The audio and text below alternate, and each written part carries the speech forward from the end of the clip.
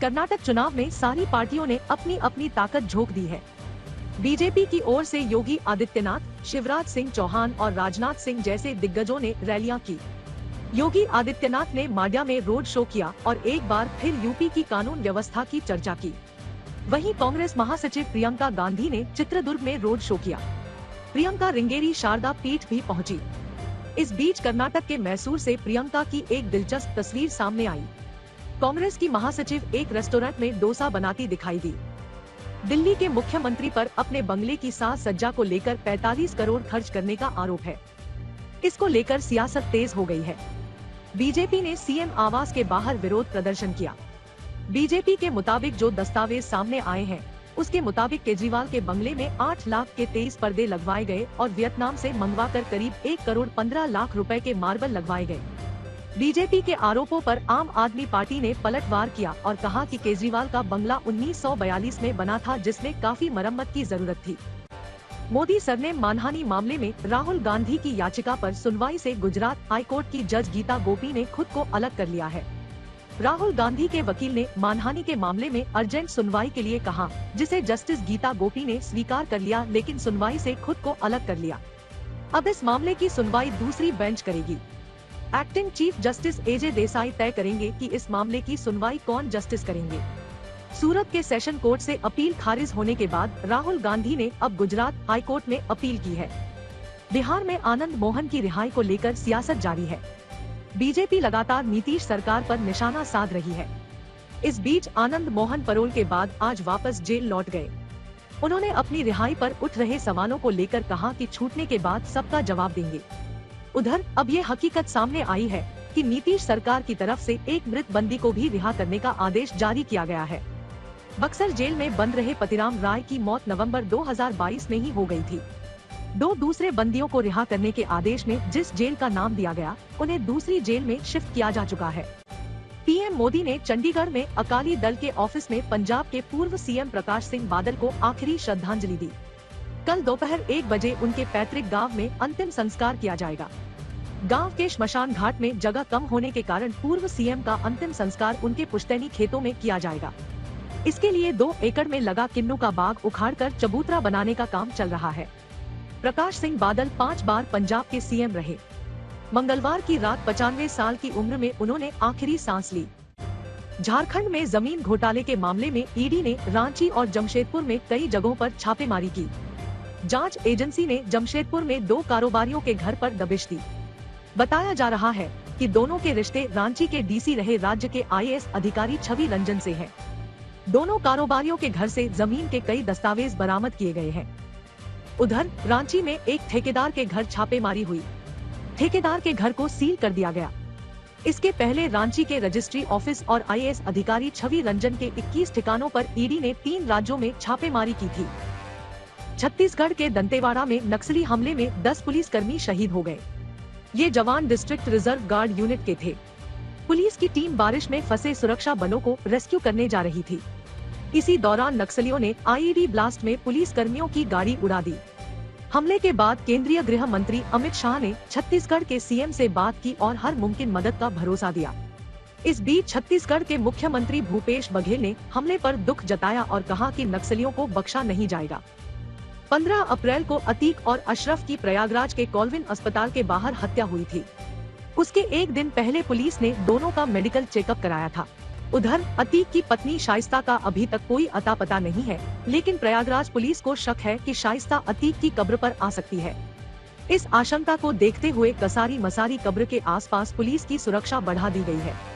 इस बीच गुड्डू मुस्लिम के घर के आसपास भी पुलिस की सुरक्षा बढ़ा दी गई है। गली में आने जाने वालों की चेकिंग की जा रही है। सूडान में 72 घंटे के युद्ध विराम के बावजूद राजधानी खार्तूम समेत देश के दूसरे हिस्सों में झड़प जारी है। इस बीच ऑपरेशन कावेरी के तहत भारतीयों को निकालने का सिलसिला लगातार जारी है। इन्हें सऊदी अरब के जेद्दाह लाया जा चुका है। अब तक 3 बैच में 550 लोगों को जेद्दाह पहुंचा दिया गया है। अब उन्हें भारत लाया जाएगा। सूडान में 4000 से ज्यादा भारतीय रहते हैं। कल सुबह करीब 7 बजे बद्रीनाथ धाम के कपाट पूरे विधि विधान से खोल दिए जाएंगे। पूरे मंदिर को फूलों से सजाया गया है। अगले 6 महीने तक श्रद्धालु यहां भगवान बद्री के दर्शन कर सकेंगे। इस साल बद्रीनाथ धाम में भक्तों के लिए कई खास इंतजाम किए गए हैं। केदारनाथ धाम के कपाट 25 अप्रैल को खोल दिए गए थे। आज तुंगनाथ महादेव के कपाट भी खोल दिए गए हैं। कल से 4 धाम यात्रा पूरी तरह शुरू हो जाएगी। आज हम सबसे पहले दिल्ली के मुख्यमंत्री अरविंद केजरीवाल के विशाल और भव्य बंगले का रेशमी पर्दा हटाएंगे। केजरीवाल ने सरकारी खजाने से लगभग 45 करोड़ रुपए का खर्चा करके अपने लिए ये शानदार बंगला बनवाया है और इस बंगले में लगभग 1 करोड़ रुपए के तो सिर्फ पर्दे ही लगे हुए हैं।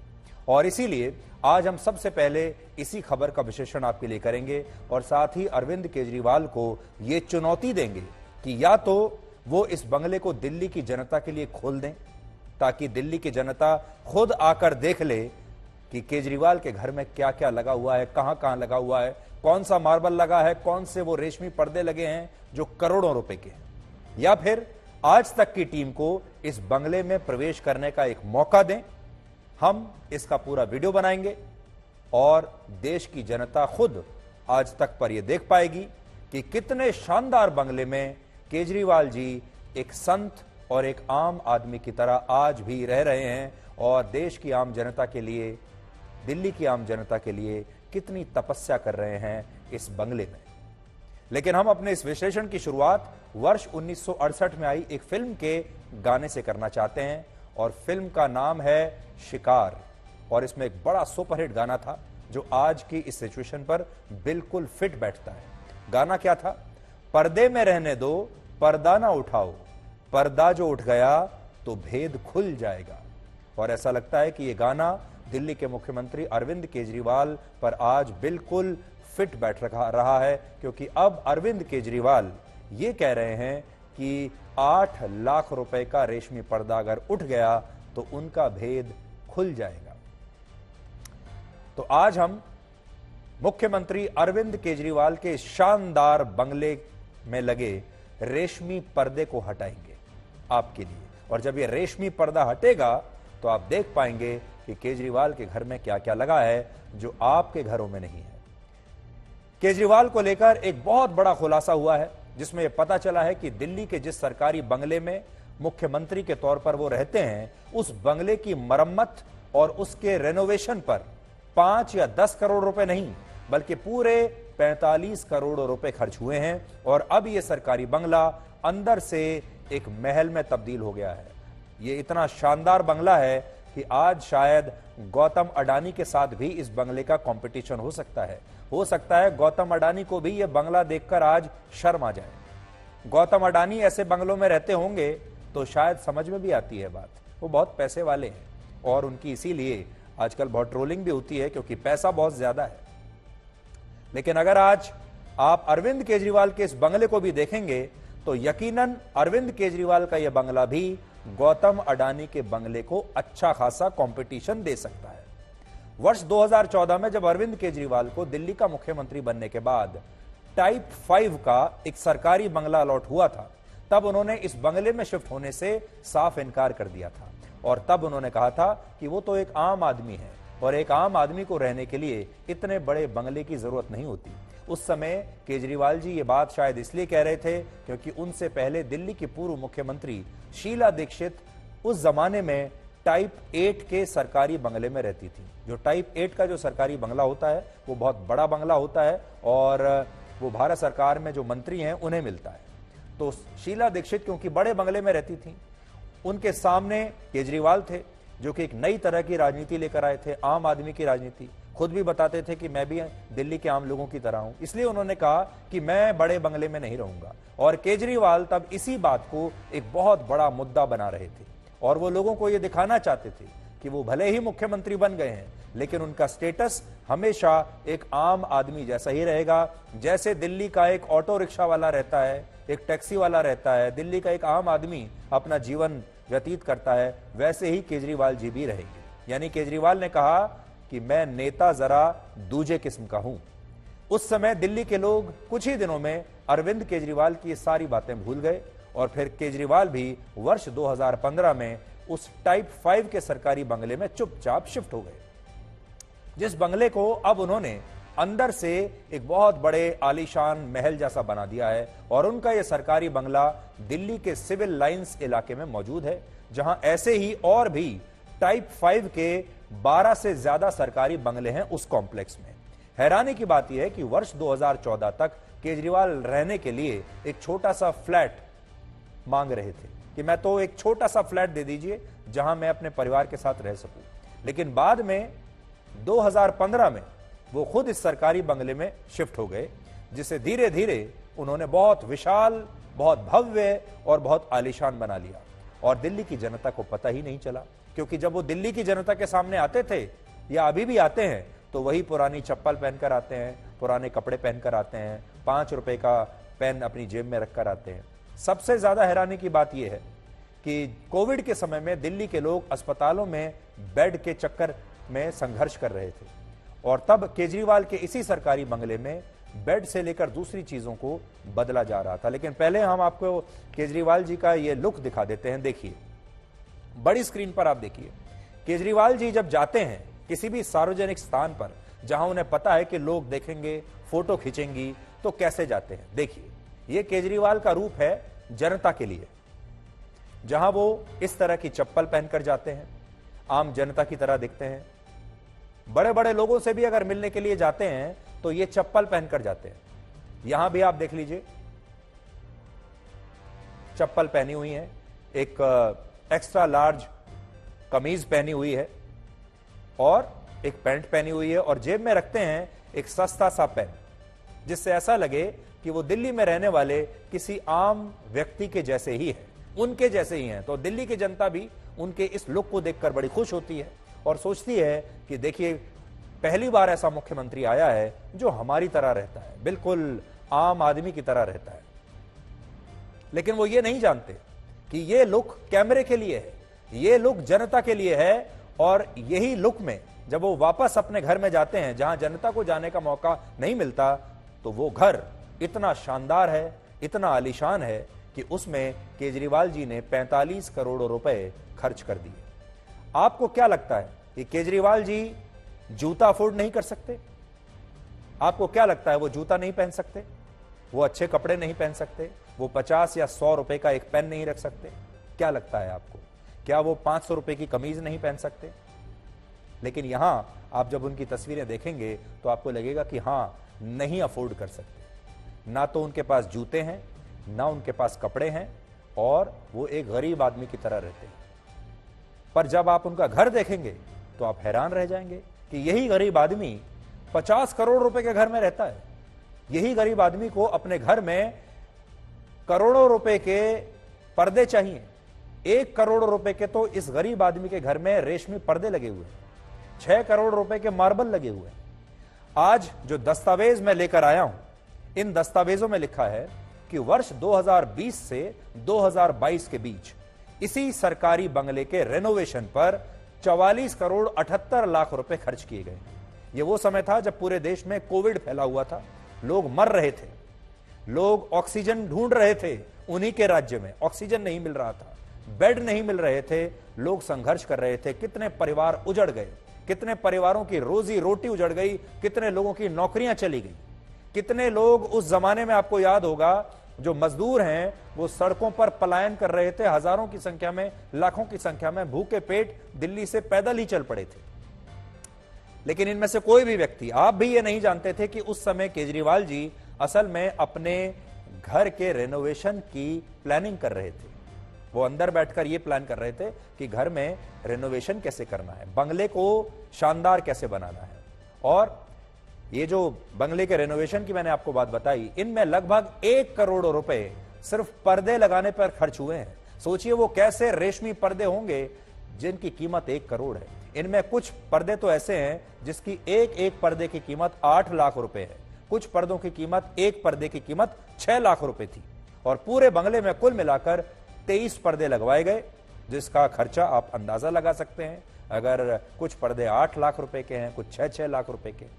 इसके अलावा इंटीरियर डेकोरेशन पर कुल मिलाकर 11 करोड़ 30 लाख रुपए खर्च हुए। बंगले में जो मार्बल लगाया गया वो वियतनाम से मंगवाया गया था और पूरे बंगले में स्टोन और मार्बल की फ्लोरिंग पर कुल मिलाकर 6 करोड़ रुपए खर्च किए गए। इसके अलावा इलेक्ट्रिकल फिटिंग्स और दूसरे अप्लायंसेस पर 2 crore 58 lakh, fire fighting system पर 2 करोड़ 85 लाख, वार्डरोब पर 1 करोड़ 41 लाख, किचन अप्लायंसेस पर 1 करोड़ 10 लाख रुपए खर्च किए गए थे। ये हैं केजरीवाल जी, जो आम लोगों की तरह रहते हैं, जिन्हें आप सार्वजनिक मंचों पर चप्पल पहने हुए देखते हैं, 5-10 रुपए का पेन जेब में रखे हुए देखते हैं, सस्ते कपड़े पहने हुए देखते हैं, जो आम जनता की बात करते हैं। लेकिन आज हम ये जो रेशमी पर्दा है उनके घर में, महंगा सा, इस पर्दे को आज हम हटा रहे हैं। आज जब हमारी टीम अरविंद केजरीवाल के इसी सरकारी बंगले पर पहुंची तो हमें पता चला कि केजरीवाल जी का यह बंगला 1 एकड़ की जमीन पर फैला हुआ है, 1 एकड़। लेकिन वहां इसके अलावा 20 और सरकारी बंगले हैं, जिनमें से 12 सरकारी बंगलों को अरविंद केजरीवाल के बंगले में मिलाने के लिए अब इन्हें तोड़ा जा रहा है, और इनमें से 4 बंगले अब तक तोड़े भी जा चुके हैं। अब आप केजरीवाल जी के इस भव्य विशाल बंगले से हमारी ये रिपोर्ट देखिए। भारतीय जनता पार्टी ने अरविंद केजरीवाल के खिलाफ ये अटैक किया है कि उन्होंने 45 करोड़ रुपए खर्चे किए हैं अपने ऑफिशियल रेसिडेंस में रेनोवेशन करने के लिए। और अभी एक फ्रेश सेट ऑफ एलिगेशंस में बीजेपी का ये कहना है कि अरविंद केजरीवाल ने अपने सीएम मेगा एक्सपेंशन प्लान के तहत 12 ऐसे सरकारी जो बंगले उनके घर के विसिनिटी में है, उनको भी एक एक्सपेंशन प्लान के तहत जोड़ के पार्किंग और सर्वेंट क्वार्टर्स में तब्दील कर रहे हैं। आप देख सकते हैं हमारे कैमरे में कि कैसे यहाँ पे अभी कंस्ट्रक्शन चल रही है। ये 12 ऐसे गवर्नमेंट बंगलोज है, टाइप 5 गवर्नमेंट बंगलोज, जो 45 और 47 राजपुर रोड में लोकेटेड है। ये सीएम आवास से महज 2 मिनट की दूरी पे है। और बीजेपी का ये कहना है कि ये जो गवर्नमेंट बंगलोज है इनको रिलोकेट करवा के यहाँ पे कंस्ट्रक्शन इसलिए किया जा रहा है ताकि ये पार्किंग लॉट और सर्वेंट क्वार्टर्स में तब्दील किया जाए, जो कि केजरीवाल मेगा एक्सपेंशन प्लान के अंडर है। 2020 का ये प्रपोजल पीडब्ल्यूडी की तरफ से दिया गया था, लेकिन जो डीयूएसी है, दिल्ली अर्बन आर्ट्स कमीशन, उन्होंने इस प्रपोजल को मानने के लिए राजी नहीं हुए। और इसके बावजूद भी जो ये काम चल रहा है वो दिल्ली मास्टर प्लान के तहत एक वायलेशन है। ये ऑफिशियल गवर्नमेंट बंगलोज है जहां पे अभी काम चल रहा है, और बीजेपी का कहना है कि ये सीएम मेगा एक्सपेंशन प्लान के तहत जारी है। वीडियो जर्नलिस्ट अजय ठाकुर के साथ श्रेया चैटर्जी, आज तक। तो आगे बढ़ने से पहले आपको एक ब्रेकअप दे देता हूं। जैसा मैंने आपको कहा कि जिस समय आप सब कोविड से संघर्ष कर रहे थे, जिस समय आप अस्पताल में बेड ढूंढ रहे थे, जिस समय आप ऑक्सीजन ढूंढ रहे थे, जिस समय हमारे देश में हजारों लोग मर रहे थे, परिवार बर्बाद हो रहे थे, लोगों की रोजी रोटी बर्बाद हो रही थी, उस समय केजरीवाल जी क्या कर रहे थे, आपको ब्रेकअप बता देता हूं। इन्होंने अपना जो रेनोवेशन मकान का शुरू किया, उसमें पहली किश्त इन्होंने ली है 7.91 करोड़ की। ये ली 1/9/2020 को, 7.7 करोड़ 92 लाख रुपए। उसके बाद 8 जून 2021 को इन्होंने लिए 1 करोड़ 64 लाख। फिर 22/10/2021 को 9 करोड़ 9 लाख। फिर 31/12/2021 को 5 करोड़ 73 लाख। फिर 29/6/2022 को 9 करोड़ 34 लाख रुपए खर्च किए। टोटल सीएम रेजिडेंस पर खर्चा जो हुआ है वो है 36 करोड़ 67 लाख रुपए का। फिर कैंप ऑफिस इन्होंने बनाया अपने ही रेजिडेंस पर। कैंप ऑफिस पर इन्होंने खर्चा किया है 8 करोड़ 11 लाख रुपए। और कुल मिलाकर जो टोटल अमाउंट आती है, ये आती है 44 करोड़ 78 लाख रुपए केजरीवाल जी ने यहां पर खर्च कर दिए। आज अरविंद केजरीवाल एक शानदार महल जैसे सरकारी बंगले में रहते हैं, लेकिन सच्चाई है कि यही केजरीवाल जी कुछ वर्षों पहले तक कहते थे कि वो नेता जरा दूजे किस्म के हैं, और मुख्यमंत्री बनने पर ना तो वो सरकारी बंगला लेंगे, ना गाड़ी लेंगे, ना सुरक्षा लेंगे, और आम आदमी की तरह ही अपना जीवन व्यतीत करेंगे। वो बिल्कुल अलग तरह के मुख्यमंत्री बनेंगे, जैसा इस देश ने पहले कभी देखा ही नहीं होगा। देखे होंगे तो सिर्फ फिल्मों में देखे होंगे ऐसे लोग। लेकिन आज उनके सरकारी बंगले पर 2 साल में लगभग 45 करोड़ रुपए खर्च होते हैं, और आरोप है कि जिस काफिले में आजकल वो चलते हैं उसमें कुल मिलाकर 28 गाड़ियां मौजूद होती हैं। यह बीजेपी का आरोप है कि अब केजरीवाल जी जिस काफिले में चलते हैं उसमें 28 गाड़ियां होती हैं और उनकी सुरक्षा में कुल मिलाकर 106 जवान तैनात होते हैं, जिससे पता चलता है कि वो अब एक आम आदमी नहीं बल्कि एक बहुत ही खास विशेष आदमी बन चुके हैं, जिनके बंगले पर ही अब करोड़ों रुपए खर्च हो जाते हैं। भारत सरकार के मुताबिक देश भर में, अब देखिए आपको कुछ बताता हूं जो बड़ा दिलचस्प होगा। केजरीवाल जैसे जो नेता आते हैं उन्होंने अपनी पार्टी का नाम रखा आम आदमी पार्टी, अपने जो वेशभूषा अपना हुलिया बनाया आम आदमी पार्टी जैसा, बातें करते हैं कि मैं तो बिल्कुल आम लोगों जैसा हूं। आपने देख ही लिया होगा और आप भी सोचते होंगे कि ये जो आदमी है, ये जो नेता है, ये मुझे मेरे जैसा दिखता है, मुझे इसके साथ कुछ एक अजीब सा रिश्ता महसूस होता है, क्योंकि मुझे लगता है जैसे मैं रहता हूं वैसे ही ये भी रहते हैं। जैसे चप्पल पहन के मैं जाता हूं, जैसे पैंट कमीज पहन के मैं जाता हूं, ये ऐसे ही ये भी जाते हैं। एक जमाने में वो एक छोटी सी वैगन आर में चला करते थे। देखिए ये उनकी वैगन आर गाड़ी है, मफलर लगाते थे। ये मफलर उन्होंने अपना एक लुक बना लिया था, ये मफलर वाला लुक, ताकि वो आम लोगों जैसे दिखें, आम जनता जैसे दिखें, तब वो इस तरह अपनी एक छोटी सी वैगन आर में चला करते थे। अब देखिए हमारे देश की आम जनता कैसे रहती है। ये बनना तो चाहते हैं आम आदमी जैसे, लेकिन क्या ये जानते हैं हमारे देश की आम जनता कैसे रहती है? तो अब देखिए ये सरकारी आंकड़े हैं भारत सरकार के। देश भर में लगभग 18 लाख और अकेले दिल्ली में लगभग 50,000 लोग ऐसे हैं जिनके पास रहने के लिए घर है ही नहीं। 50,000 लोग दिल्ली में अकेले ऐसे हैं जिनके पास रहने के लिए घर नहीं है, यानी तो ऐसे घरों में रहते हैं। ये केजरीवाल के वोटर्स हैं जो यहां पर रह रहे हैं, यही केजरीवाल के वोटर्स हैं। हमारे देश में 5 करोड़ परिवार ऐसे हैं जिनके पास घर तो है लेकिन कच्चा घर है, यानी पक्का घर भी नहीं है 5 करोड़ लोगों के पास।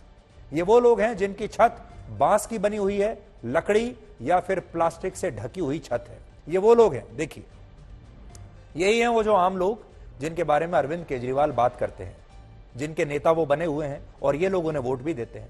और अरविंद केजरीवाल कहते हैं कि वो इन्हीं लोगों में से एक हैं और वो ही भारत के असली और सच्चे आम आदमी हैं।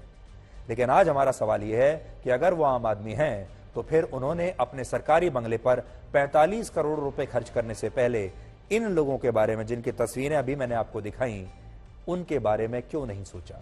फिर से आपको वो तस्वीर दिखाता हूं। केजरीवाल जब 45 करोड़ रुपए खर्च कर रहे थे, क्या इन लोगों के बारे में एक बार भी केजरीवाल जी ने सोचा? क्या एक बार भी ये सोचा कि वो 50 करोड़ रुपए अगर इन पर खर्च कर देंगे तो इनके जीवन में कितना सुधार आ जाएगा? और अगर वो इनसे वोट लेते हैं और इन सब लोगों को बताते हैं कि मैं आपके जैसा हूं, तो फिर रहना भी ऐसे ही मकान में चाहिए था। लेकिन उन्होंने ऐसा नहीं किया। आज इसीलिए हम केजरीवाल जी को ये चुनौती दे रहे हैं कि इन तमाम लोगों के मन में जो शंकाएं आज हैं ये रिपोर्ट देखने के बाद, अब उन्हें अपना ये बंगला इन लोगों के लिए खोल देना चाहिए और कहना चाहिए कि आप आइए मेरे बंगले में, देखिए, खुद अपनी आंखों से देख लीजिए कि कहां क्या चीज लगी है। वर्ष 2016 में जब फ्रांस के तत्कालीन राष्ट्रपति भारत आए थे, तब अरविंद केजरीवाल स्लीपर पहनकर, चप्पल पहनकर उनसे मिलने के लिए गए थे और उन्होंने ये दिखाया था पूरी दुनिया को कि वो भारत के एक आम आदमी हैं जिन्हें दिल्ली के लोगों ने मुख्यमंत्री बनाया है। और उस समय एक व्यक्ति ने उन्हें 364 रुपए का एक चेक भेजा था और केजरीवाल से कहा था कि भाई साहब, मैं आपको 364 रुपए का चेक भेज रहा हूं, इन पैसों से अपने लिए अच्छे से जूते खरीद लेना। देखिए सरकारी फंक्शंस में जब जाते हैं केजरीवाल तो ऐसे जाते हैं। 364 रुपए का चेक भी उन्हें मिल गया, लेकिन इन्होंने जूते नहीं खरीदे। सोचिए कौन जानता था कि यही अरविंद केजरीवाल अपने सरकारी बंगले के रेनोवेशन पर ही 45 करोड़ रुपए खर्च कर देंगे। अब जब केजरीवाल जी की पूरी सच्चाई सामने आ चुकी है, ये रेशमी पर्दा उनके बंगले पर जो लगा है, ये पर्दा हट चुका है, तो उनके सरकारी बंगले की मुंह दिखाई अब बहुत जरूरी हो गई है। इसलिए आज हम इस मुंह दिखाई का एक प्रपोजल लेकर आए हैं और अब केजरीवाल जी के पास एक ही रास्ता बचा है कि वो इस बंगले को दिल्ली की जनता के लिए खोल दें। उन्हें दिल्ली की जनता को खुद आमंत्रित करके ये दिखाना चाहिए कि उनके इस बंगले में कहां कहां पर क्या क्या लगा है, कौन सा मार्बल लगा है, कौन से रेशमी पर्दे लगे हैं और कहां कितना खर्चा हुआ है। देखिए जो राजनीति होती है उसमें नेता की छवि सबसे महत्वपूर्ण होती है केजरीवाल से ज्यादा इस बात को कोई नहीं जानता, इसीलिए उन्होंने राजनीति में आने से पहले ही अपनी एक छवि बनाई, एक आम आदमी की, एक गरीब आदमी की छवि, जिसके बारे में मैं आपको बता चुका हूं। इसीलिए अंग्रेजी में अक्सर ये कहा भी जाता है, politics is all about optics. जनता को क्या दिख रहा है, जनता को आपकी कौन सी छवि दिख रही है, जनता जब आपको देखती है तो आप में उसे क्या दिखाई देता है, यह बहुत जरूरी है। तो केजरीवाल जी अब तक तो इसमें सफल रहे, लेकिन अब क्योंकि उनके इस आलीशान बंगले का ये रेशमी पर्दा हमने हटा दिया है, अब केजरीवाल की जो छवि है वो शायद इससे काफी खराब होगी। इसलिए केजरीवाल जी को अब इस बंगले में एक हाउस वार्मिंग पार्टी रखनी चाहिए दिल्ली की जनता के लिए, और दिल्ली के लोगों को इस बंगले में खुद ही बुलाकर सच सच सबको बता देना चाहिए, सबको दिखा देना चाहिए। अगर वो ये भी नहीं करना चाहते तो वो आज तक की टीम को बुला सकते हैं, वो मुझे बुला सकते हैं, हम वहां जाएंगे, एक वीडियो बनाएंगे उनके घर का और उस वीडियो को आप सबको दिखा देंगे और उसमें आपको पता चल जाएगा कि हम झूठ बोल रहे हैं या केजरीवाल जी झूठ बोल रहे हैं, हम सच कह रहे हैं या केजरीवाल जी सच कह रहे हैं। आपको सब पता चल जाएगा कि इतने आलीशान बंगले में केजरीवाल जी कैसे एक संत की तरह, एक गरीब आदमी की तरह आप सबके लिए तपस्या कर रहे हैं। अब आपको बताते हैं केजरीवाल जी का पुराना रूप देखिए, जिससे आप सब प्रभावित हुए थे। उस जमाने में वो कैसे प्रवचन दिया करते थे, जरा उसकी भी एक बानगी देखिए। मैं जहां भी जाऊंगा 4-5 कमरों से ज्यादा की मेरे को क्या जरूरत है भाई साहब, 4-5 कमरे ही चाहिए, हाथ पैर पसारने के लिए उतनी जगह चाहिए, और जगह की क्या जरूरत है। कोई भी लाल बत्ती अब दिल्ली सरकार की किसी की गाड़ी के ऊपर लाल बत्ती नहीं लगेगी, ना मुख्यमंत्री की गाड़ी के ऊपर लगेगी, ना मंत्रियों की गाड़ी के ऊपर लगेगी। मेरी बहुत छोटी सी औकात है। भ्रष्टाचार का काम करने का काम तो मंत्री करते हैं। महाराज ने एक ही बार हस्ताक्षर किया था और उसमें क्या लिखा था? उसमें लिखा था, मैं शपथ लेता हूं मैं लाल बत्ती की गाड़ी नहीं लूंगा, मैं शपथ लेता हूं मैं बड़ा बंगला नहीं लूंगा, आम आदमी की तरह सामान्य घर में रहूंगा। एक मुख्यमंत्री के घर में 3 घटना हुई। 80 साल उनका पुराना घर था, पीडब्ल्यूडी विभाग ने उसको तोड़ के बनाया, 30 करोड़ की लागत में वो घर बना। उसके ऊपर कल से चर्चा किए जा रहे हैं, बीजेपी वाले चिल्ला रहे हैं, चीख रहे हैं। तो जरा अपने लाट साहब से भी तो पूछिए, आप 15 करोड़ रुपए तो उनके घर के मरम्मत में खर्च हुआ। तो केजरीवाल जी की जो छवि है हम आपको दिखा रहे हैं कि कैसे केजरीवाल जी आप सबके सामने जब आते हैं, टीवी पर आते हैं, कैमरे में जब उनकी फोटो खींचती हैं तो कैसे उनकी तस्वीरें आती हैं, कैसे वो एक आम आदमी की तरह, आप ही की तरह नजर आते हैं। कुछ तस्वीरें आज हम आपको दिखा रहे हैं। जब आप ये तस्वीरें देख रहे हैं तब मैं आपको उनके घर का एक ब्रेकअप भी साथ साथ पढ़कर बताता चला जाता हूँ। इंटीरियर डेकोरेशन में उन्होंने 11 करोड़ 30 लाख रुपए खर्च किए हैं। स्टोन और मार्बल की फ्लोरिंग पर 6 करोड़ 2 लाख रुपए खर्च किए हैं। इंटीरियर की जो कंसल्टेंसी है, मतलब जो कंसल्टेंट इनका रहा होगा, 1 करोड़ रुपए तो सिर्फ कंसल्टेंसी के लिए दे दिया इन्होंने। इलेक्ट्रिकल फिटिंग्स, गैजेट्स और अप्लायंसेस पर लगाए हैं 2 करोड़ 58 लाख रुपए। Fire fighting system 2 crore 85 lakh. Wardrobe, accessories और अलग अलग तरह की जो फिटिंग घर में की गई हैं 1 करोड़ 41 लाख। और जो इनकी किचन बनी है, किचन पर, रसोई पर इन्होंने खर्च किया है 1 करोड़ 10 लाख रुपए केवल। अब आप खुद सोच लीजिए, आप में से कितने लोग ऐसे हैं जो ऐसे घर में रहते हैं? क्या आपके घर में ऐसी किचन है जिस पर आपने 1.25 करोड़ रुपए, 1 करोड़ 10 लाख रुपए अगर आपने लगा दिया हो तो? लेकिन आपका मुख्यमंत्री ये सब कर रहा है, लेकिन जब वो आपके सामने आते हैं केजरीवाल जी, तो कुछ इस तरीके से आते हैं, कुछ इस तरह की कमीज पहन के आते हैं, कुछ इस तरह का पेन जेब में लगाकर आते हैं ताकि वो आपके जैसे दिखें। लेकिन घर जाते ही उनका ये जो रूप है ये बदल जाता है। घर जाने के बाद उनका आलीशान रूप सामने आता है। घर जाते हैं तो वो घर होता है जिसमें लाखों रुपए के रेशमी पर्दे लगे हुए हैं। घर जाने के बाद अब आप समझ सकते हैं कि ये जब घर में रहते हैं तो उनका एक दूसरा रूप होता है और आपके सामने जब रहते हैं तो दूसरा रूप होता है। तो केजरीवाल जी से हम बस इतना कहना चाहते हैं, छवि बहुत महत्वपूर्ण होती है और उनकी छवि आज भी एक आम आदमी और ईमानदार नेता की छवि है।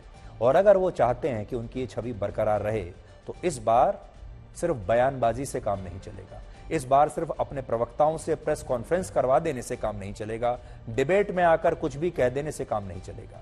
हम तो खुद कह रहे हैं, हो सकता है बीजेपी झूठ बोल रही हो सकता है बीजेपी के सारे आरोप निराधार हो सकता है बीजेपी ने अरविंद केजरीवाल को बदनाम करने के लिए सुपारी ले रखी हो, कुछ भी हो सकता है पूरे देश की मीडिया बेचारे केजरीवाल जी के पीछे पड़ी हो और यह बहुत बड़ी अंतर्राष्ट्रीय साजिश हो केजरीवाल के खिलाफ, हो सकता है, बिल्कुल सच है ये बात। लेकिन अगर ऐसा नहीं है तो वो भी केजरीवाल जी को सोचना होगा और ये सब कुछ तस्वीर साफ तब हो पाएगी जब केजरीवाल जी एक बार अपने इस शानदार बंगले का दरवाजा खोल देंगे और लोगों को खुद आमंत्रित करेंगे और कहेंगे कि भाई अब खुद आप आकर मेरे घर में देख लीजिए कहां क्या लगा है, आप हमें दिखा दीजिए अपने घर में लाकर कि आपने कौन सा मार्बल लगाया हुआ है, कौन सी लकड़ी लगाई हुई है, आपके किचन में कौन सा सामान लगा हुआ है, आपके कौन से रेशमी पर्दे लगे हुए हैं। अगर नहीं लगे हुए हैं, अगर आप कहते हैं कि आपके घर में तो बड़े सस्ते से पर्दे लगे हुए हैं, आप एक आम व्यक्ति की तरह रहते हैं, तो सबको नजर आ जाएगा और उसके बाद बीजेपी पूरी तरह से एक्सपोज हो जाएगी। इसलिए केजरीवाल जी के पास एक बहुत शानदार मौका है बीजेपी को एक्सपोज करने का, यह बताने का कि बीजेपी झूठे आरोप लगा रही है, यह बताने का कि वही सच्चे हैं और इससे बढ़िया आइडिया केजरीवाल जी को कोई दे नहीं सकता जो आज आइडिया हम उन्हें दे रहे हैं। इसलिए दिल्ली की जनता को भी अब मांग करनी चाहिए अपने चुने हुए मुख्यमंत्री से कि भाई हमें अपने घर बुलाइए, हम खुद अपनी आंखों से देखना चाहते हैं कि आप हमारी वोट लेने के बाद, हमें ये तस्वीरें दिखाने के बाद, ये वीडियोस दिखाने के बाद, ये बड़े बड़े भाषण देने के बाद आप खुद किस तरह की लाइफस्टाइल फॉलो करते हैं, आपका घर कैसा है। अब हम छत्तीसगढ़ के दंतेवाड़ा में आज हुए एक नक्सली हमले के बारे में आपको बताएंगे। बहुत दुखद खबर है, हमारे 10 जवान इस घटना में शहीद हो गए हैं। नक्सलियों ने कैसे एक फेक न्यूज फैलाकर सुरक्षा बलों को अपने जाल में फंसाया और फिर एक विस्फोट में उनकी गाड़ी को उड़ा दिया, आज विस्तार से आपको ये सब बताएंगे। छत्तीसगढ़ के दंतेवाड़ा में जिस जगह ये नक्सली हमला हुआ वो जगह राजधानी रायपुर से लगभग 450 किलोमीटर दूर है, 450 किलोमीटर दूर। और इस इलाके में जो सबसे नजदीकी पुलिस थाना है वो वहां से सिर्फ 2 किलोमीटर दूर है। और छत्तीसगढ़ पुलिस के मुताबिक इस नक्सली हमले में जो 10 जवान शहीद हुए वो सभी जवान छत्तीसगढ़ पुलिस की डीआरजी यूनिट के हैं। डीआरजी का मतलब है डिस्ट्रिक्ट रिजर्व गार्ड और ये छत्तीसगढ़ पुलिस का एक स्पेशल दस्ता है जो वहां नक्सलियों के खिलाफ चलाए जाने वाले सभी ऑपरेशंस में शामिल होता है। इससे भी बड़ी बात यह है कि इस रिजर्व गार्ड में ज्यादातर सैनिक वो हैं जो एक जमाने में खुद नक्सली हुआ करते थे, लेकिन बाद में जब इन नक्सलियों ने सरेंडर किया तब इन नक्सलियों को इस दस्ते में शामिल कर लिया गया। छत्तीसगढ़ पुलिस का कहना है कि एक दिन पहले उसे खुफिया जानकारी मिली, इंटेलिजेंस इनपुट मिला कि दंतेवाड़ा के एक इलाके में नक्सलवादियों के एक बड़े नेता छिपे हुए हैं और इसी के बाद छत्तीसगढ़ पुलिस, डीआरजी और सुरक्षा बलों के 250 जवानों ने एक संयुक्त ऑपरेशन किया, जॉइंट ऑपरेशन। और इस ऑपरेशन के तहत ये सभी जवान दंतेवाड़ा के उस इलाके के लिए रवाना हो गए जहां नक्सलवादियों के छिपे होने की खबर मिली थी। योजना के मुताबिक इन सभी 250 जवानों ने इस इलाके में सर्च ऑपरेशन शुरू कर दिया। बड़ी बात यह है कि इस सर्च ऑपरेशन में उन्हें एक भी नक्सलवादी नहीं मिला और इसके बाद इस ऑपरेशन को यहीं रोककर तमाम जवानों ने वापस दंतेवाड़ा के जिला मुख्यालय लौटने का फैसला किया और उन्हें यह समझ में आ गया कि ये इनपुट जो उन्हें मिला था ये गलत था, वहां कोई छुपा हुआ नहीं था। ये तमाम जवान नीलावया नाम के एक इलाके से होते हुए अब वापस लौट रहे थे और बहुत सारे जवान सुरक्षित जिला मुख्यालय पहुंच भी गए, लेकिन इस बीच इस डीआरजी दस्ते के 10 जवान रास्ते में फंस गए और फंस इसलिए गए क्योंकि वहां तेज बारिश शुरू हो गई और इन जवानों ने उसके बाद आगे बढ़ने के लिए एक प्राइवेट पिकअप वैन को किराए पर ले लिया। इन्होंने एक प्राइवेट पिकअप वैन ली और सोचा कि इस वैन में बैठकर चलते हैं, जबकि ये सुरक्षा के प्रोटोकॉल के मुताबिक नहीं था, उन्हें ऐसा नहीं करना चाहिए था, ये उनसे गलती हो गई। छत्तीसगढ़ में ज्यादातर नक्सली हमले सड़क मार्ग पर आईईडी ब्लास्ट के जरिए ही किए जाते हैं और इसीलिए वहां यह प्रोटोकॉल है कि सुरक्षा बल और जवान इस तरह के ऑपरेशन के दौरान गाड़ियों या ट्रकों का इस्तेमाल नहीं करते, क्योंकि करेंगे तो नक्सली उन्हें आईईडी से ब्लास्ट कर देंगे। बल्कि इसकी जगह इन जवानों को बाइक इस्तेमाल करने के लिए कहा जाता है ताकि किसी भी तरह के आईईडी ब्लास्ट से बचा जा सके। अब आप देखिए ब्लास्ट कितना बड़ा होगा। ये पक्की सड़क थी, पक्की सड़क बनी हुई, उसमें कितना गहरा गड्ढा हुआ है आप समझ जाइए। गाड़ी का क्या हाल हुआ है आप तस्वीरों से देखकर समझ सकते हैं कितना बड़ा ब्लास्ट होगा ये। लेकिन इस मामले में तेज बारिश की वजह से डीआरजी के इन जवानों ने एक पिकअप वैन को हायर कर लिया और इसी दौरान ये खबर नक्सलियों को पहुंच गई और नक्सलियों ने उनके सड़क मार्ग में बीच में ये आईईडी प्लांट कर दिया और जब ये पिकअप वैन वहां से गुजरी तो इस विस्फोट में डीआरजी के 10 जवान और इस पिकअप वैन का ड्राइवर शहीद हो गए। आईईडी ब्लास्ट एक तरह का बॉम्ब ब्लास्ट होता है जिसे इंप्रोवाइज्ड एक्सप्लोसिव डिवाइस कहते हैं और इस बॉम्ब को अमोनियम नाइट्रेट या फिर आरडीएक्स से बनाया जाता है। और हमें यह पता चला कि इस हमले में जो 50 किलोग्राम का आईईडी बॉम्ब प्लांट किया गया था वो आरडीएक्स नहीं था बल्कि वो अमोनियम नाइट्रेट से तैयार हुआ था। इसके अलावा यह भी पता चला हमें कि नक्सली अभी इस तरह के और हमले भी कर सकते हैं क्योंकि मार्च और जून के महीने के बीच वो एक खास अभियान चलाते हैं। इस अभियान को टैक्टिकल काउंटर ऑफेंसिव कैंपेन कहते हैं जिसमें नक्सलवादी पुलिस और सुरक्षा बलों पर हमला करते हैं और इस दौरान अपने काडर को मजबूत करते हैं। और इन नक्सलवादी हमलों का एक मकसद यह होता है कि वो सरकार को बताना चाहते हैं कि वो नक्सलवादियों के इलाके में, आदिवासियों के इस इलाके में पक्की सड़कों और दूसरी सरकारी बुनियादी सुविधाओं का विस्तार करने के सख्त खिलाफ है।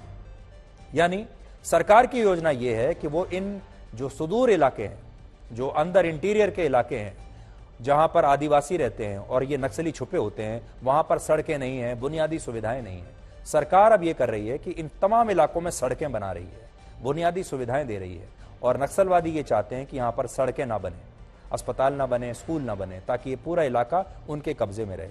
इसलिए सरकार जहां जहां भी सड़कें बनाती है वहां वहां नक्सलवादी इसी तरह के हमले करते हैं।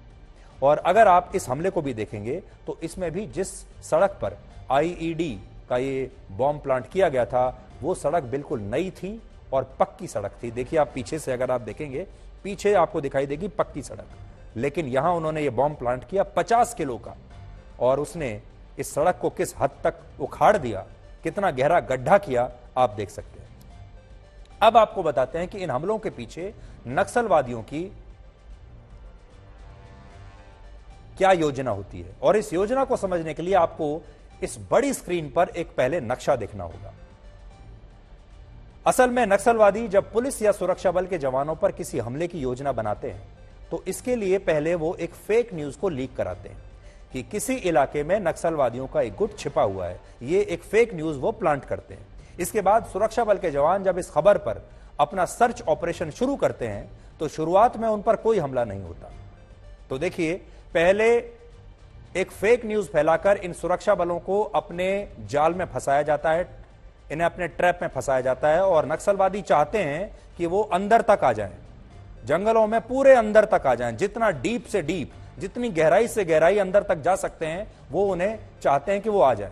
पहले उन्हें घने जंगलों के बीच मौजूद इलाकों में आने दिया जाता है आसानी से, लेकिन जब वो सर्च ऑपरेशन पूरा करने के बाद लौट रहे होते हैं, क्योंकि उन्हें कोई नक्सल तो मिलता नहीं, तो जब वो लौट रहे होते हैं, लौटते वक्त नक्सली ये आईईडी बॉम्ब प्लांट करके उनकी हत्या करते हैं और इस तरह के हमले करते हैं। आज यहां आपके मन में यह सवाल भी होगा कि सरकार इन नक्सलवादियों के खिलाफ कोई सर्जिकल स्ट्राइक क्यों नहीं करती। तो आपको अभी में जो मैं आपको बता रहा था, पहले आपको मैं यह बता देता हूं कि जब हमारे सुरक्षा बल इस ट्रैप में फंस जाते हैं तो कई बार अलग अलग इंटेलिजेंस एजेंसीज के जरिए ये नक्सली ये प्लांट कराते हैं गलत सूचना कि नक्सली उस जंगल के इलाके में छुपे हुए हैं। सर्च ऑपरेशन निकल पड़ता है उसके लिए, उसके बाद वो उन्हें अंदर आने देते हैं। जब वो अंदर आ रहे होते हैं तब तक नक्सली ये देख लेते हैं कि जवानों की संख्या क्या है, जवानों के पास हथियार कौन से हैं, गाड़ियां कौन सी हैं और क्या योजना लेकर जवान यहां आ रहे हैं। जब वो अंदर तक जा रहे होते हैं तब तक पूरी योजना जवानों पर हमले की बन चुकी होती है। इसीलिए वापसी के दौरान हमला होता है, कभी भी आते हुए हमला नहीं होता। जब जवान लौट रहे होते हैं तब हमला होता है। और इसके पीछे उसका एक कारण तो यह होता है कि जब ये अंदर की तरफ आ रहे होते हैं तो उन्हें तैयारी करने का मौका मिल जाता है नक्सलियों को। और दूसरी बात यह होती है कि हमारी सुरक्षा बल जितना ज्यादा जंगल के अंदर प्रवेश करते चले जाते हैं, वो अपने हेडक्वार्टर से, अपने बेस कैंप से या किसी भी प्रकार की मदद से उतने ही दूर होते चले जाते हैं। इसलिए नक्सली चाहते हैं कि वो पहले बहुत दूर तक अंदर निकल आए, ताकि उन तक कोई ना मदद पहुंचे, ना उन तक कोई कम्युनिकेशन पहुंचे, ना उन तक कोई और गाड़ी पहुंचे, और उनको पहले वो अंदर तक बुलाते हैं और उसके बाद फिर इस तरह मार डालते हैं। ये उनकी स्ट्रैटेजी है। अब आपको बताते हैं कि सरकार सर्जिकल स्ट्राइक क्यों नहीं करती इनके ऊपर। ऐसी क्या बड़ी बात है कि हम इन्हें मार नहीं सकते? तो इसका कारण यह है कि पूरी लड़ाई सीमा पार बैठे दुश्मनों के खिलाफ नहीं है, अपने लोगों के खिलाफ है। और ऐसी लड़ाइयों में सुरक्षा बलों के हाथ मानव अधिकारियों की बेड़ियों से बंधे होते हैं, क्योंकि आज अगर सरकार इन नक्सलवादियों पर कोई बड़ी स्ट्राइक करती भी है तो उस स्ट्राइक में गांव वाले मारे जाएंगे, बहुत सारे निर्दोष लोग मारे जाएंगे, महिलाएं मारी जाएंगी, बच्चे मारे जाएंगे, और फिर इस देश की बहुत सारी जो मानव अधिकारों की संस्थाएं हैं और ये तमाम जो दूसरे लोग हैं, अर्बन नक्सल्स जिन्हें आप कहते हैं, ये सुरक्षा बलों के खिलाफ खड़े हो जाएंगे। अंतर्राष्ट्रीय संस्थाएं भी भारत में मानव अधिकारों को खतरे में बता देंगी, और यही हमारे देश का सबसे बड़ा दुर्भाग्य है। आज छत्तीसगढ़ की कांग्रेस सरकार के मुख्यमंत्री भूपेश बघेल ने कहा है कि वो इस हमले का बदला जरूर लेंगे, और प्रधानमंत्री मोदी ने भी इस हमले में शहीद हुए जवानों को श्रद्धांजलि दी है। बेहद दुखद है, और मैं जो हमारे जो जवान शहीद हुए हैं उसके परिवार के प्रति संवेदना व्यक्त करता हूं। लेकिन जो ये लड़ाई है वो अंतिम दौर पे चल रहा है, और नक्सलियों को किसी सूरत में छोड़ा नहीं जाएगा, और निश्चित रूप से उस योजनाबद्ध ढंग से बना के ये नक्सलवाद को ही समाप्त करेंगे। अभियान के पश्चात तब जिला मुख्यालय दंतेवाड़ा वापस लौटा थे। इस दौरान आरनपुरी एवं शामिल के बीच में डीआरजी गाड़ी को आईडी के माध्यम से महोदय द्वारा टारगेट की गई। उस घटना में हमारे एक वाहन आईडी के चपेट मार गए थे। उसमें 10 डीआरजी जवान एवं एक सिविलियन ड्राइवर, कुल 11 लोग का शहादत होगी। अतिरिक्त रीइंफोर्समेंट पार्टी सीआरपीएफ एवं डीआरजी घटनास्थल पहुंच गई है। अभी घटनास्थल से सभी शहीदों के बॉडी को इवैक्यूएशन का कार्रवाई की जा रही है। आपको याद होगा, भारत के पूर्व CDS general Bipin Rawat 2.5 front की बात किया करते थे। एक फ्रंट पाकिस्तान, दूसरा फ्रंट चीन, और आधा फ्रंट हमारे अपने ही देश के लोग। ये जो आधा फ्रंट है वो यही फ्रंट है जिसमें हमारे देश के ये नक्सली हैं, हमारे देश के अर्बन नक्सल्स हैं, हमारे देश का एक सिस्टम है जो हमारे ही सुरक्षा बलों पर पीछे पड़ा रहता है। और कैसे हमारे देश में जो हो रहा होता है उसके बारे में बाहर पाकिस्तान जैसे देश उसका फायदा उठाते हैं, ये भी आप देख चुके हैं। और अब हम आपको एक बहुत दिलचस्प खबर बताते हैं जो आई है केन्या से। यह पूरा मामला केन्या के उस क्षेत्र का है जिसे किलिफी काउंटी कहते हैं। इस काउंटी में शाकाहोला नाम का एक गांव है, जहां इस गांव के आसपास 800 एकड़ का एक घना जंगल मौजूद है, और केन्या की पुलिस को इसी जंगल से अब तक 89 लाशें मिली हैं। और ये सभी लाशें उन लोगों की हैं जिन्हें ऐसा विश्वास था कि अगर वो भूखे रहकर खुद को कब्र में दफना देंगे तो इससे वो स्वर्ग में पहुंच जाएंगे, और स्वर्ग में उनकी मुलाकात होगी ईसा मसीह से, जीसस क्राइस्ट से वो मिल पाएंगे, और जब वो जीसस क्राइस्ट से मिलेंगे तो वो दोबारा से जीवित हो जाएंगे। लेकिन ऐसा कुछ नहीं हुआ, और इन तमाम लोगों की अंधविश्वास की वजह से, धार्मिक अंधविश्वास की वजह से, भूखे रहने से मौत हो गई। इस मामले में पुलिस ने स्थानीय चर्च के एक फादर को, यानी एक पादरी को गिरफ्तार किया है, और उसका नाम है पॉल मैकेंजी। और इस फादर का वहां एक चर्च है जिसे गुड न्यूज इंटरनेशनल चर्च कहा जाता है, और पुलिस का कहना है कि इस सामूहिक आत्महत्या के लिए यही पादरी जिम्मेदार है। असल में यह पादरी गांव में प्रार्थना करने के लिए सैकड़ों लोगों को इकट्ठा करता था। उनसे कहता था कि अगर वो खाने पीने का त्याग कर सकते हैं और भूखे रहकर चर्च और जंगल में खोदी गई कब्र में जाकर लेट सकते हैं, तो उन्हें वो जीसस क्राइस्ट से मिलवा देंगे, दर्शन करा देंगे। और अगर ये सभी लोग स्वर्ग में जीसस से मिलते हैं तो ये सभी लोग उसके बाद फिर से जीवित हो जाएंगे और धरती पर, पृथ्वी पर लौट आएंगे। और इस पादरी की ये बातें सुनकर वहां बहुत सारे लोग ऐसा करने के लिए तैयार भी हो गए, क्योंकि वो जीसस क्राइस्ट से मिलना चाहते थे। और उन्होंने ये मान लिया कि वाकई में वो मरने के बाद स्वर्ग जाएंगे और स्वर्ग से फिर वापस इसी दुनिया में लौट भी आएंगे। इस पादरी ने जब इन लोगों को ऐसा करने के लिए कहा तो उसने ईसा मसीह से जुड़े एक प्रसंग का जिक्र किया इन्हें ब्रेन वॉश करने के लिए। उस प्रसंग में यह बताया जाता है कि जब ईसा मसीह को सूली पर चढ़ाया गया तो वो इसके 3 दिन बाद फिर से जीवित हो गए और इस दौरान वो अपने कई शिष्यों को दिखाई दिए, यानी उन्हें दर्शन दिए और फिर वो स्वर्ग में चले गए। इस पादरी ने ईसा मसीह से जुड़ा यही प्रसंग इन लोगों को सुनाया और उनसे कहा कि अगर वो भी स्वर्ग में जाकर ईसा मसीह से मिलना चाहते हैं तो इसके लिए उन्हें सिर्फ एक त्याग करना होगा और वो होगा भोजन का त्याग, यानी खाना पीना त्याग कर दीजिए। केन्या एक ऐसा देश है जहां धर्म का प्रभाव बहुत ज्यादा है और यही वजह है कि इस पादरी की बात सुनकर बहुत सारे परिवार ऐसा करने के लिए सहमत हो गए और उन्होंने भूखे रहकर खुद को कब्र में दफना दिया। और जब पुलिस ने जांच की तो उसे एक कब्र में ही 5 लोग दफन मिले। ये पांचों लोग एक ही परिवार के थे, जिसमें पति पत्नी के अलावा उनके छोटे छोटे 3 बच्चे भी थे। इसके अलावा कुछ कब्र ऐसी हैं जिनसे सिर्फ बच्चों के शव मिले।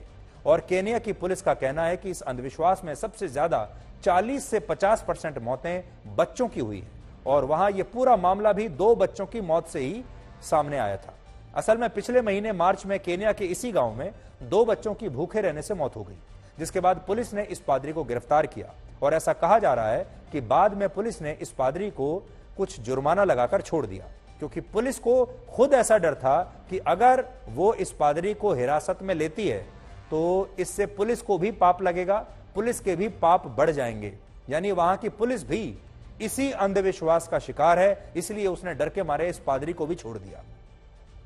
केन्या के राष्ट्रपति ने इस घटना पर दुख जताया है और इस आरोपी पादरी की तुलना एक आतंकवादी से की है और कहा है कि उसने जो कुछ किया उसे आतंकवाद का ही एक रूप माना जाएगा। अब आपने देखा होगा कि जो आतंकवादी कट्टरपंथी हमले करते हैं धर्म के नाम पर, आपने देखा होगा बहुत सारे सुसाइड बॉम्बर्स होते हैं, आत्मघाती आतंकवादी होते हैं, उनका भी इसी तरह से ब्रेन वॉश किया जाता है कि अगर वो अपने धर्म के लिए अपनी और दूसरों की जान लेते हैं तो उन्हें जन्नत नसीब होगी और जन्नत में उन्हें 72 हूरें मिलेंगी। और इस अंधविश्वास में बहुत सारे लोग आतंकवादी बन जाते हैं और आतंकवादी भी इतनी आसानी से मरने के लिए तैयार हो जाते हैं, क्योंकि उन्हें यह नहीं लगता कि मृत्यु अंत है। उन्हें ऐसा लगता है कि मृत्यु तो एक यात्रा का हिस्सा है और मरने के बाद वो सीधे जन्नत में जाएंगे। और यह अंधविश्वास सिर्फ 1 या 2 धर्मों में नहीं है।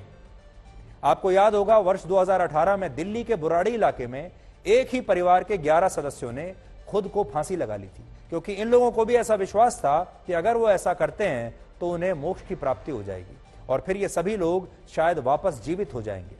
लेकिन उस समय ऐसा कुछ नहीं हुआ और अंधविश्वास की वजह से सामूहिक रूप से एक ही परिवार के 11 लोग फांसी पर लटक गए। और ये इस तरह की पहली और आखिरी घटना नहीं है। सभी धर्मों में मृत्यु को लेकर बहुत सारे अंधविश्वास हैं जिनकी वजह से सामूहिक आत्महत्याएं होती है और आतंकवादी हमलों के लिए भी इसी अंधविश्वास का सहारा लिया जाता है। बस फर्क इतना है कि हर धर्म में इसे अलग अलग रूप से परिभाषित किया जाता है। जैसे हिंदू, जैन और बौद्ध धर्म की तरह ईसाई और इस्लाम धर्म में मोक्ष की अवधारणा नहीं है, बल्कि इसकी जगह इन दोनों धर्मों में स्वर्ग और नर्क का उल्लेख किया गया है। ईसाई धर्म में इसे हेवन और हेल कहते हैं और इस्लाम में इसे जन्नत और जहन्नुम कहते हैं। इसके अलावा हिंदू धर्म में पुनर्जन्म में विश्वास किया जाता है, लेकिन ईसाई धर्म कहता है कि इंसान का जन्म केवल एक बार होता है और इसलिए उनके पास स्वर्ग जाने का अवसर भी एक ही बार होता है। और इसी बात को लेकर केन्या में इस फादर ने लोगों को भ्रमित किया और उन्हें अंधविश्वास के जाल में इस तरह फंसाया कि उन्होंने अपनी जान दे दी। इंसानों के अंदर स्वर्ग में जाने का लालच या मोक्ष की प्राप्ति का जो लालच है ये नया नहीं है, ये तो सदियों से चलता आ रहा है। सबको मोक्ष चाहिए, सब ये जानना चाहते हैं कि मृत्यु के बाद क्या होता है और इस अंधविश्वास की गुत्थी को अब तक कोई नहीं सुलझा पाया। आप भी जानना चाहते होंगे कि मृत्यु के बाद क्या होता है, मृत्यु के बाद आप किस लोक में जाते हैं। और इससे लड़ने के लिए अब एक नई टेक्नोलॉजीज आ गई हैं, एक नई टेक्नोलॉजी विकसित की जा रही है जिसकी मदद से लोग अपने धर्म के अनुरूप स्वर्ग या मोक्ष का अनुभव जीवित रहते हुए ही कर पाएंगे। अब आप सोचिए, आप भी जीवित हैं, क्या आप नहीं चाहेंगे ये जानना कि मृत्यु के बाद आपका क्या होगा? तो अब एक आर्टिफिशियल इंटेलिजेंस के आधार पर और भी बहुत सारी नई टेक्नोलॉजीज के आधार पर इस तरह की बातें आ रही हैं, टेक्नोलॉजीज आ रही हैं जो आपको मृत्यु का अनुभव जीवित रहते हुए ही दे देंगी। लेकिन मृत्यु एक बहुत बड़ी मिस्ट्री है, एक बहुत बड़ा राज है जिसके बारे में आज तक कोई नहीं जान पाया। लेकिन सदियों से लोग ये जानना चाहते हैं मृत्यु का राज, और हर धर्म में इसे लेकर अलग अलग बातें बताई गई हैं। और कई बार इसी का दुरुपयोग करके धर्म के नाम पर लोगों को या तो आत्महत्या करवा दी जाती है, या उन्हें आतंकवादी बना दिया जाता है, या उनसे इस तरह के काम करवाए जाते हैं।